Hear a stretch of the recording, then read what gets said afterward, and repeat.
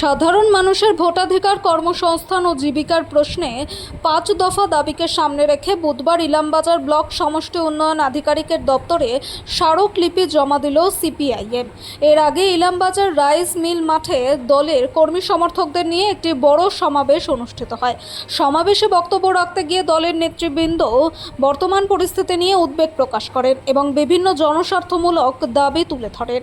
পরে একটি প্রতিনিধি দল বিডিওর হাতে ৫ দফা দাবি সম্বলিত স্মারকলিপি জমা দেয়। দাবিগুলির মধ্যে ছিল ট্রাইব্যুনালের বকেয়া কাজ নির্দিষ্ট সময়সীমার মধ্যে সম্পূর্ণ করা, ৬ নম্বর ফর্মে আবেদনকারী ভোটারদের নাম দ্রুত ভোটার তালিকায় অন্তর্ভুক্ত করা, আবেদন সংক্রান্ত অগ্রগতি নিয়মিতভাবে জানানো, গ্রামীণ অর্থনীতি চাঙ্গা করতে ১২৫ দিনের কাজ নিশ্চিত করা এবং উপযুক্ত পুনর্বাসন ছাড়া হকার উচ্ছেদ বন্ধ রাখা।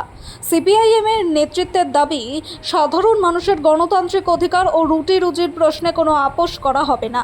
প্রশাসন দ্রুত ইতিবাচক পদক্ষেপ না নিলে আগামী দিনে আরও বৃহত্তর আন্দোলনের কর্মসূচি গ্রহণ করা হবে বলেও তারা সতর্ক বার্তা দেন।